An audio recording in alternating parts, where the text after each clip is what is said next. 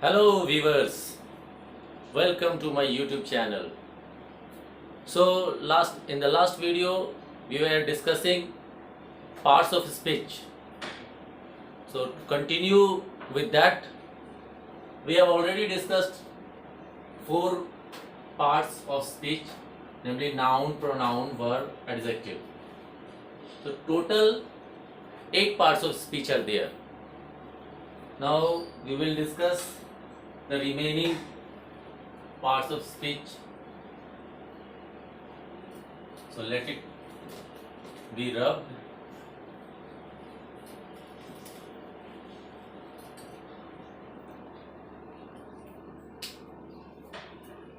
So after discussing the 4 parts of speech, we are on the 5th part, and that is adverb. तो 5वां जो part हम discuss करेंगे वो है एडवर्ब। एडवर्ब क्या होता है? जैसा कि इसके नाम से कुछ आभास हो रहा है कि वर्ब में ऐड करने वाला, तो इसको इस तरह से लिखेंगे, it is a word that add something to the verb, adverb or an adjective. So adverb is a word that adds something to the verb, adverb and adjective. यानी एडवर्ब वो वर्ड है जो कुछ जोड़ता है वर्ब, एडवर्ब और adjective के meaning में। ठीक है, तो कुछ एग्जांपल से समझते हैं एडवर्ब कैसे फॉर्म करता है। कुछ एग्जांपल ले लेते हैं। ही वॉक्स। अब ही वॉक्स ये तो हो गया कि वो चलता है। वॉक्स क्या है? वर्ब है। इसके मीनिंग में कुछ ऐड करना, तो ही वॉक्स अगर हम लिखते हैं ही वॉक्स स्लोली, मतलब क्या हुआ? वो धीरे धीरे चलता है। ही वॉक्स स्लोली, तो यहां पर वॉक्स को ये वॉक्स में मीनिंग ऐड कर रहा है स्लोली। तो इसमें अगर हम क्वेश्चन पूछें, हाउ डज ही वॉक, तो आंसर मिलेगा ही वॉक्स स्लोली। तो किस तरह से वो चल रहा है? तो धीरे धीरे चल रहा है, स्लोली। तो ये स्लोली क्या हो गया? एडवर्ब हो गया। इसी तरह से हम कुछ और एग्जांपल ले लेते हैं। ये तो हो गया वर्ब के मीनिंग में कुछ ऐड किया। इसके बाद ले लेते हैं एडजेक्टिव का। एडजेक्टिव में है the dish is very sweet. अब देखिए, जो डिश दिया गया है, जो डिश सर्व किया गया है, वो बहुत मीठा है। तो स्वीट क्या है? स्वीट इज एन एडजेक्टिव, और उसके मीनिंग में क्या ऐड कर रहा है? वेरी। तो वेरी क्या हो गया? एडवर्ब हो गया। तो यहां पर आप देख रहे हैं कि स्वीट के मीनिंग में वेरी ने कुछ ऐड कर दिया। तो the dish is very sweet, तो यहां पर वेरी जो है वो क्या हो गया? एडवर्ब हो गया। अब ये तो हो गया वर्ब और एडवर्ब। अभी एडवर्ब के मीनिंग में कैसे एडवर्ब ऐड कर रहा है? तो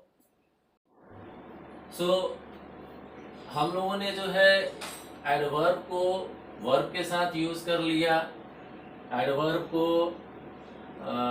एडजेक्टिव के साथ यूज कर लिया। अब हम जो अगला ये करेंगे वो है एडवर्ब में कैसे एडवर्ब जो है मीनिंग ऐड कर रहा है। तो इसका एग्जांपल लीजिए, he speaks quite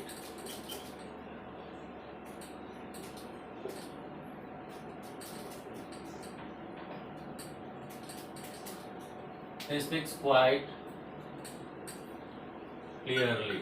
अब देखिए यहाँ पर क्या हो रहा है, he speaks quite clearly।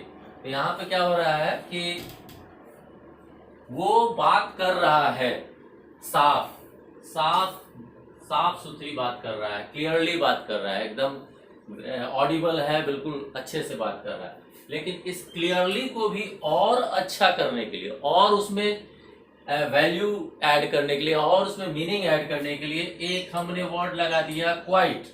तो यहाँ पर क्या हुआ, क्वाइट एडवर्ब है और ये एडवर्ब क्लियरली को मीनिंग ऐड कर दे रहा है। क्लियरली में क्वाइट जो है कुछ मीनिंग और ऐड कर दे रहा है। तो ये हमने देखा एडवर्ब का। अब अगला जो है हम डिस्कस करते हैं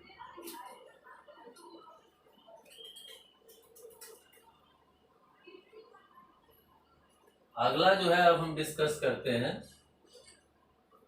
प्रीपोजिशन। तो 6th वन इज प्रीपोजिशन। देखिए इसमें नाम से क्या पता चल रहा है, दो वर्ड से जो है ये बना है। प्रीपोजिशन मतलब पहले आने वाला। तो जनरली प्रीपोजिशन क्या होता है कि it is a word without any prefix or suffix and it is used before a noun or pronoun। ठीक है, it is used before a noun or pronoun to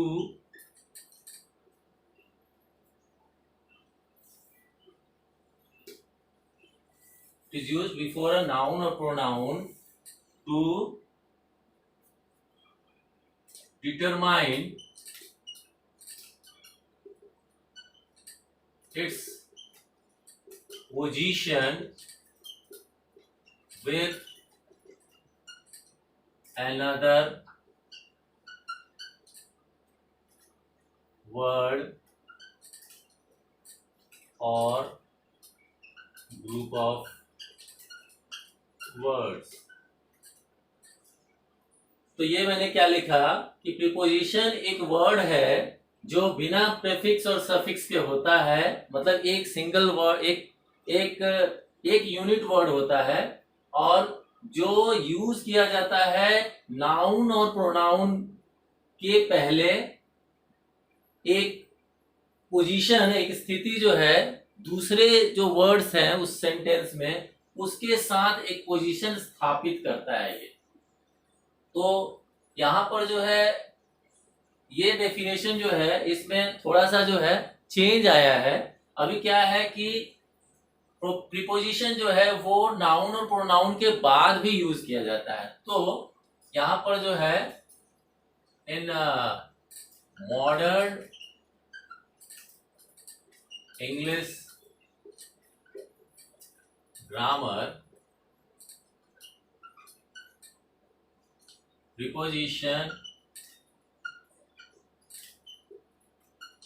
is used after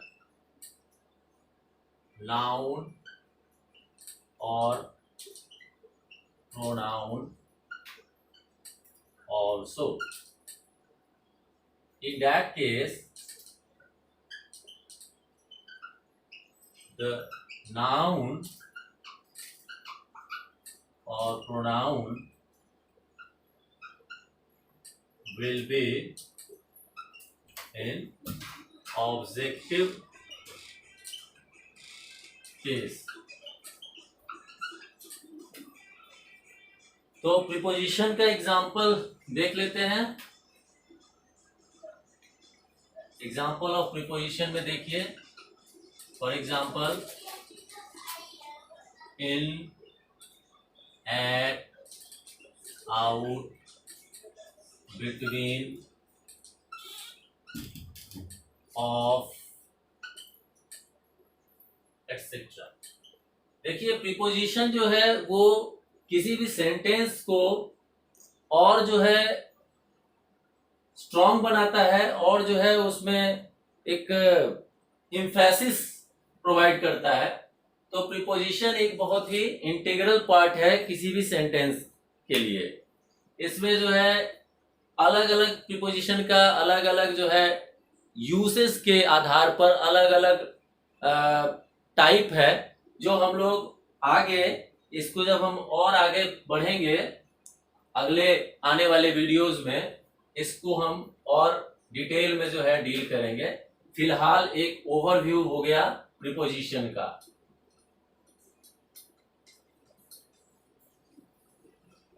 अब हम आगे देखते हैं प्रीपोजिशन के बाद conjunction. क्या है अगला? कंजंक्शन। कंजंक्शन देखिए, जंक्शन यहां पर देखिए इस वर्ड से कुछ समझ में आ रहा है? जैसे अलग अलग स्टेशन में जंक्शन बोला जाता है। जंक्शन क्यों बोला जाता है? क्योंकि उस स्टेशन में अलग अलग डायरेक्शन से जो है गाड़ी आती है, तो एक जंक्शन पॉइंट होता है। तो ये जंक्शन जो है इसका मीनिंग क्या है? जुड़ना। जहां पर एडजॉइनिंग का सेंस आता है, जहां पे ज्वाइनिंग का सेंस आता है, वो होता है जंक्शन। तो कंजंक्शन जो है वो क्या है? आप इसको लिखिए, it is a word that joins two words or two phrases or two clauses। ठीक है, वर्ड एक सिंगल वर्ड हो गया या कंपाउंड वर्ड हो गया। टू फ्रेजेस, फ्रेजेस समझ रहे हैं? जैसे get rid of, get rid of हो गया, उसके बाद फेड अप, उसके बाद इन ल्यू ऑफ, इस तरह के जो है फ्रेजेस हैं। तो दो फ्रेजेस को भी जोड़ने का काम करता है कंजंक्शन, दो क्लॉजेस को भी जोड़ने का काम करता है। क्लॉज जो है एक सिंपल सेंटेंस को क्लॉज कह सकते हैं। इसमें जो है सेंटेंस का सभी गुण होता है, लेकिन सेंटेंस जिस तरह से सब्जेक्ट और ऑब्जेक्ट जो है क्लियरली उसमें दिखाया जाता है, क्लॉजेस में वो हिडन रहता है। जैसे आई,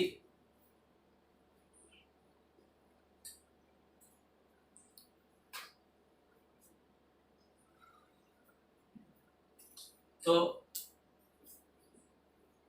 ये जो है ये कंजंक्शन क्या होता है? एक वर्ड है जो दो वर्ड्स, दो फ्रेजेस या दो क्लॉजेस को जोड़ता है। फॉर एग्जाम्पल क्या हो गया? But, and, meanwhile, in addition to, because,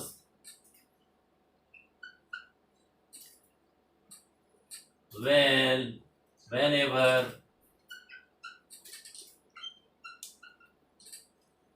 etc। ऐसे जो भी वर्ड्स यूज किए जाते हैं इंग्लिश में, दो वर्ड्स, दो फ्रेजेस या दो क्लॉजेस को जोड़ने के लिए, उनको हम कंजंक्शन बोलते हैं। और एग्जाम्पल में ये हो गया। तो आप इसको जो है इसका स्क्रीनशॉट ले लीजिए और आगे जो है अब हम और लास्ट जो पार्ट्स ऑफ स्पीच में लास्ट वन जो है उसको अब हम देखते हैं। चलिए बाद में मिटा देते हैं, आप लोग इसको स्क्रीनशॉट ले लीजिए या इसको जो है नोट डाउन कर लीजिए। अगला जो 8वां पार्ट्स ऑफ स्पीच है वो है इंटरजेक्शन।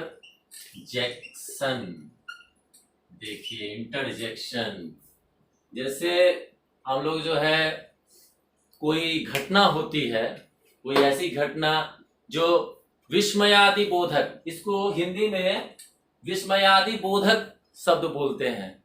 तो जैसे कोई घटना हुई अचानक से, ऑल ऑफ ए सडन, जैसे किसी का स्वर्गवास हो गया तो कहते हैं आहा हा बेचारा जो है गुजर गया।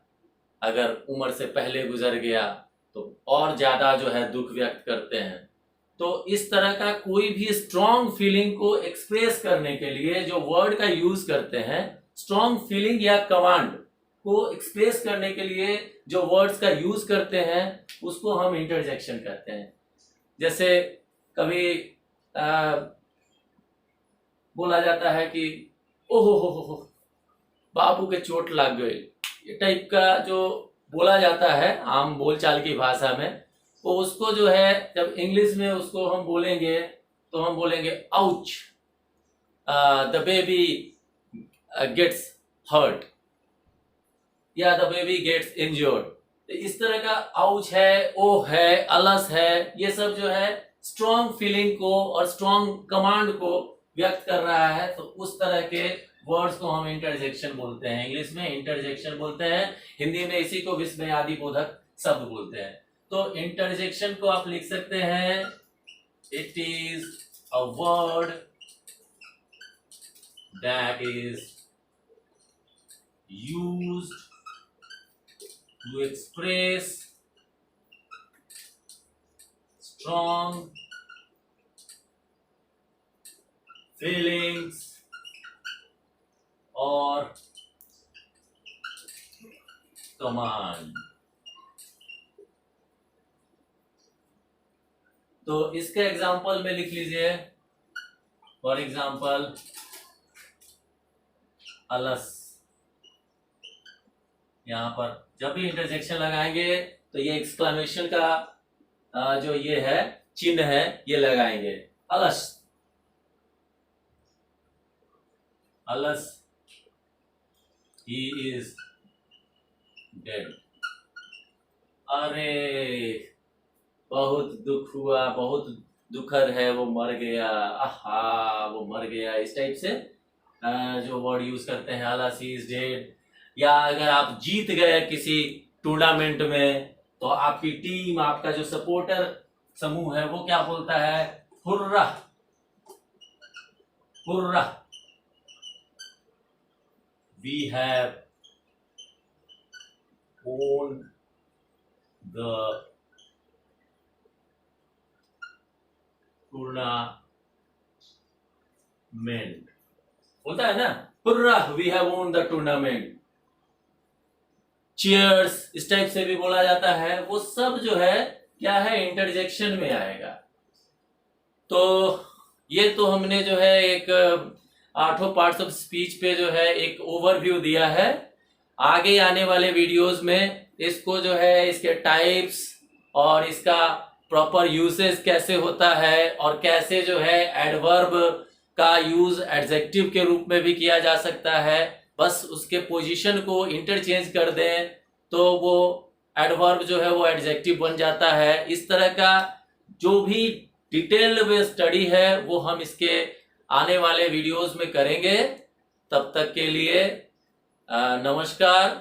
और वीडियो पसंद आया हो तो सब्सक्राइब और शेयर और लाइक करना ना भूलें, और ऐसे ही जो है मेरा व्यूअरशिप बढ़ाकर मुझे प्रोत्साहन देते रहें। धन्यवाद। आज के लिए इतना ही।